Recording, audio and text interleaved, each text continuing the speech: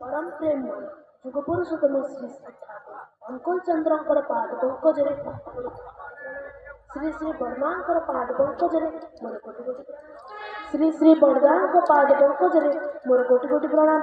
आज साभरसा कर्णधारे श्री श्री आचार्य देव पाद पंकजरे मोर कोटि कोटि प्रणाम।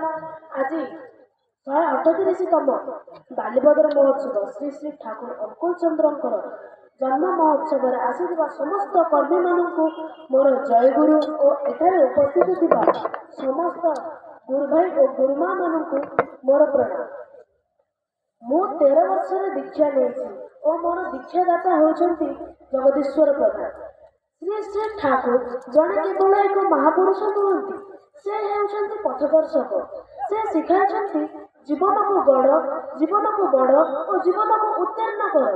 से कही जे धर्म केवल पूजापाठ नुह, धर्म हूँ दैनंदिन जीवन अभ्यास, कर्तव्य और चरित्र अभ्यास। जदि आम आदर्श को निज जीवन में आनिबा तेबे आमे मध्य उन्नत करवा। से वृद्ध मानू देइछंती शक्ति और दिग्दर्शन और से युवक पीढ़ी को देइछंती शांति और आश्वासना। जदि आमे तांको आदर्श को निज जीवन में आनिबा तेबे आमे तांकर सत्य भक्त हेबार लाभ प्राप्त करि परिबा।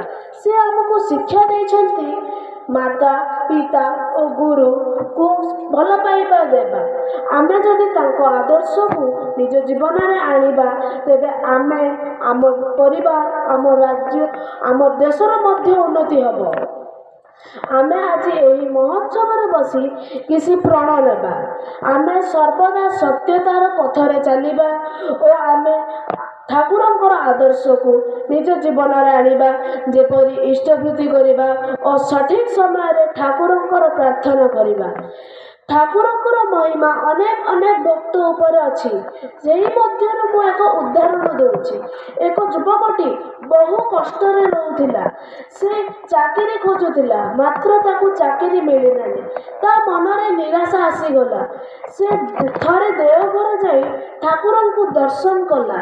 से कहिला, ठाकुर मु सत्य रे परिश्रम करिछि, मात्र मते फल मिलु नाही। ठाकुर कहिले, तुमे कौन करूछ? युवकटी कहिले, मु चाकरी खोजुछि।